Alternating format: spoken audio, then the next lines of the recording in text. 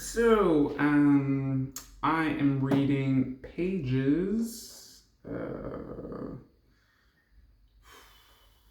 I'm reading the end of page 68 through page 72, or halfway through 72, of Tom M. Mitchell's Machine Learning. And the topic it goes into is overfitting and how to avoid overfitting. And there's two different ways you can do that. You can stop growing the tree before it reaches the point where it perfectly classifies the training data, or you can overfit the tree or allow the tree to overfit the data and then post-prune the tree. So it's actually preferred that you post-prune the tree. Why? For example, it's difficult to know, for the algorithm to know when the tree should stop, like when it's overfit the tree. And if you have overfit, then you can't go back. So there's that.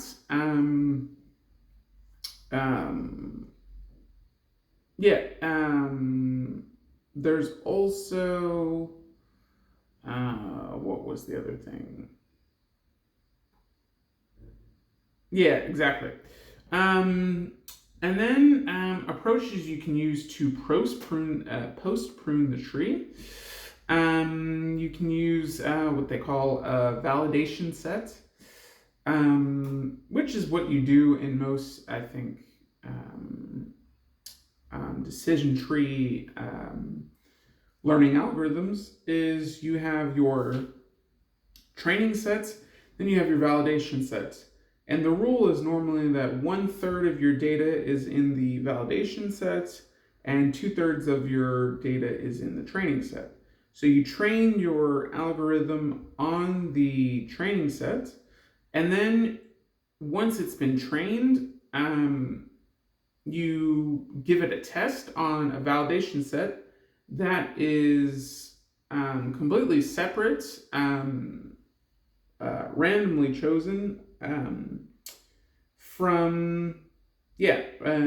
randomly chosen from your data, so that it doesn't come across the same errors or the same noise or the same whatever. It's much less likely. Of course, if there's too much noise throughout your entire data, then good luck.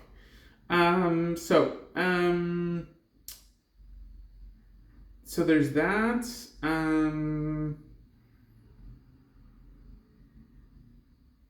There's also, you can use an explicit measure of complexity for encoding the tree, and then once the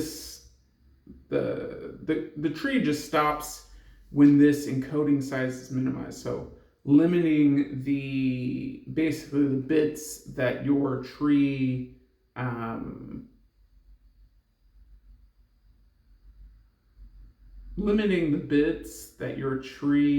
requires to make decisions. So there's that.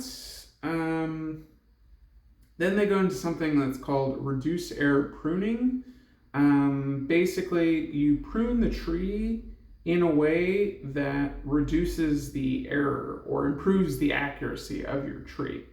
And it converts it into rules. So a rule would be like, for example,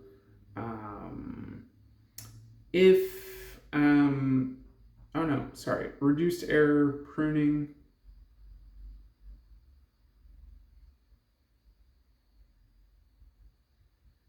I don't know. So reduced error pruning. Let me backtrack on that. Is that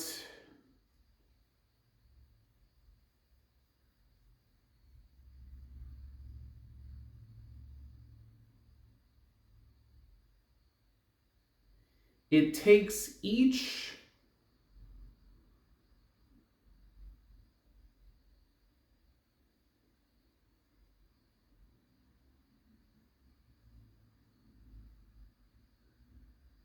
each subtree and makes it a leaf node.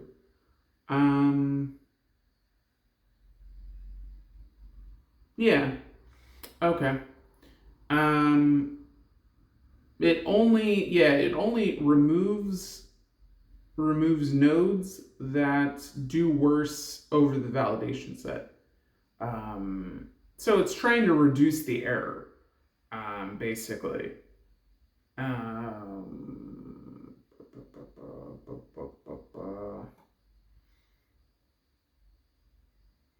Yeah, so you have so it's split into three separate parts of data. You have the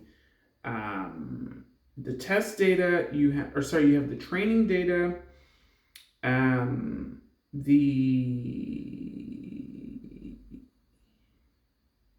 training data, validation example or validation data used for pruning the tree, and then a set of test examples. So it's basically what it does is it trains it on the training, then it introduces it to the validation set, and however it does on the validation sets, based on each individual node, it removes the nodes that make the entire algorithm less accurate. And then it pushes it through to the test data to see how it does on that. Yeah, sorry, it took me a little while to get there, but that's basically it. And then they go into a set, 3.71.2.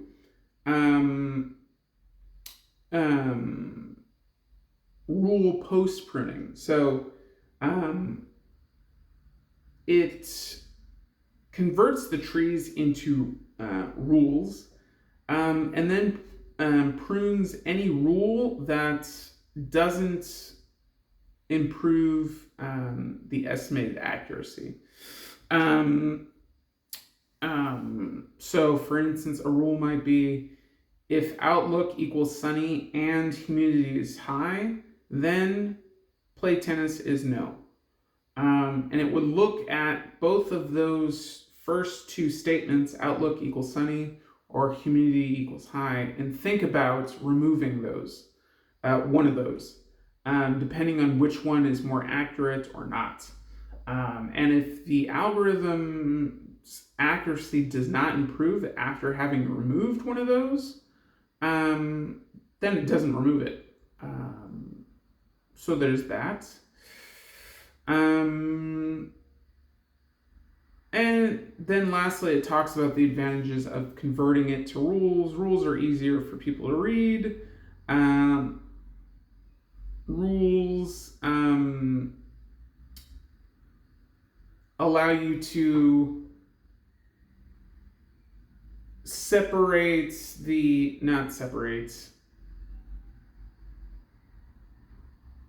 it removes the distinction between tests that occur near the root of the tree and those occur near the leaves. So it's not biased based on root or leaves and does it all individually.